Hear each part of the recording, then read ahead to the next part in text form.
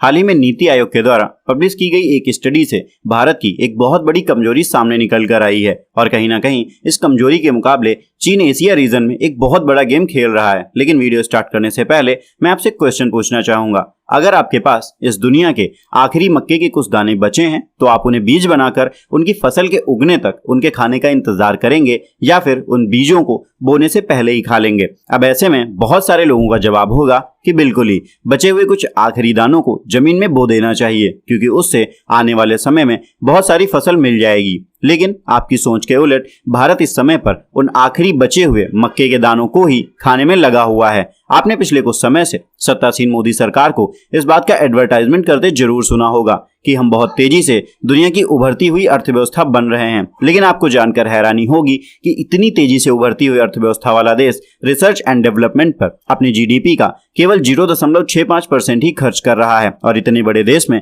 इतनी बड़ी आबादी पर यह खर्चा एक टोकन जैसा है। इससे अच्छा सरकार यह पैसा बचाकर कहीं और खर्च कर दे। वहीं दूसरी तरफ अगर हम बात चाइना की करें तो चीन अपनी जीडीपी का 2% रिसर्च एंड डेवलपमेंट पर खर्च करता है और सबसे बड़ी बात तो यह है कि चीन की अर्थव्यवस्था भारत से कई गुना ज्यादा बड़ी है। ऐसे में अगर भारत चाहकर अपनी जीडीपी का 5 से 6% भी खर्च करने लगे तब भी चीन के रिसर्च एंड डेवलपमेंट के खर्चे के आधे भी नहीं पहुंचेगा। यही एक सबसे बड़ा रीजन है कि भारत में बहुत सारे साइंटिस्ट और इंजीनियर्स नहीं टिकते और यहाँ पर डिग्री कंप्लीट करते ही विदेशों में चले जाते हैं। पर विदेशों में जाने वाले साइंटिस्ट और इंजीनियर्स को पैसे का लालची बता दिया जाता है, लेकिन ये पूरी तरीके से सही नहीं है, क्योंकि बहुत सारे लोग ऐसे होते हैं जो अपने देश में काम करना चाहते हैं, अपने पैशन को फॉलो करना चाहते हैं, लेकिन जब अपने देश में किसी चीज को रिसर्च करने और उसे डेवलप करने के लिए फंडिंग ही मौजूद नहीं है तो ऐसे में कोई इंजीनियर या साइंटिस्ट क्या ही कर सकेगा। खैर, सबसे बुरी बात तो यह है कि पूर्व प्रधानमंत्री अटल बिहारी वाजपेयी ने यह डिसाइड किया था